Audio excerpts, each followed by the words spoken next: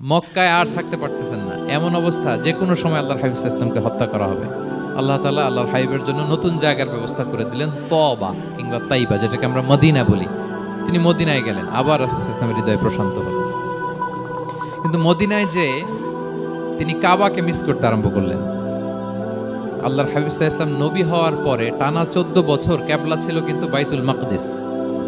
কিন্তু মক্কায় যখন তিনি ইবাদত করতেন, তিনি বাইতুল মাকদিসের দিকেই হয়েই নামাজ পড়তেন, কিন্তু সামনে কাবাটারে রাখতেন।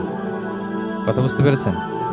মক্কায় যখন তিনি নামাজ পড়তেন 13 বছর, কিবলা যেহেতু বাইতুল মাকদিসের দিকেই হয়ে নামাজ পড়তেন, কিন্তু মাঝখানে রাখতেন কোনটারে? কাবাকে। তাহলে কেমন যেন কাবাই তার সামনে।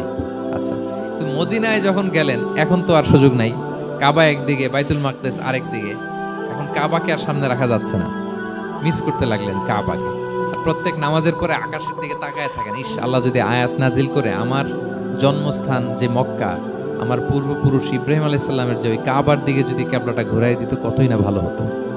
আল্লাহ বলেন যে আপনি যে কদ নারা তাকাল্লুবা ওয়াজহিকা ফিস সামা, নবী আপনি যে আকাশের উপর চেহারা উঠিয়ে মনে মনে কি চান আমি তো বুঝি। আল্লাহর হাবিব সাল্লাল্লাহু আলাইহি ওয়াসাল্লামকে খুশি করার জন্য আল্লাহ আয়াত নাজিল করলেন, ফাওয়াল্লি ওয়াজহাকা শাতরাল মাসজিদিল হারাম।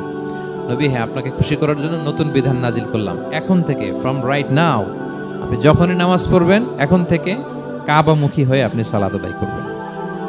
তাহউইলুল কিবলা, কিবলা পরিবর্তন হয়ে গেল। সুবহানাল্লাহ।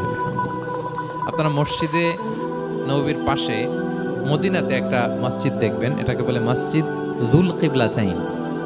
এমন মসজিদ যে মসজিদে এক নামাজে 2 কিবলা শেয়ার করা হয়েছিল। মানে এই আয়াত যখন নাজিল হলো, আল্লাহর হাবিব সাল্লাল্লাহু আলাইহি ওয়াসাল্লামের সাথে একজন নামাজ পড়ে যে ওই মসজিদে যে দেখে কিছু লোক নামাজ পড়তেছে ওই বাইতুল মাকদিসের দিকে হয়ে, কারণ তখন পর্যন্ত ওইটাই কিবলা।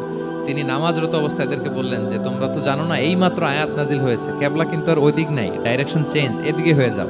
তো ইমাম সহ মুসল্লি সব ঘুরে নামাজের মধ্যে ওইদিকে হয়ে গেছে। তাহলে একই নামাজে 2টা কিবলা শেয়ার করা হয়েছে।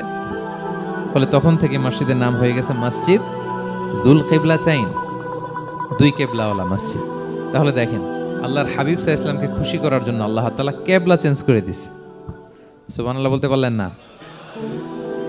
এভাবে যখনই আল্লাহর হাবিব সাল্লাল্লাহু আলাইহি ওয়াসাল্লাম বিষণ্ণ, চিন্তিত, মন খারাপ, ওনার মন ভালো করার দায়িত্ব নিয়েছে কে? জিবরাইল এসে শোনাতে লাগলো। আগের জামানায় কেউ 500 বছর 700 বছর হায়াত পেয়ে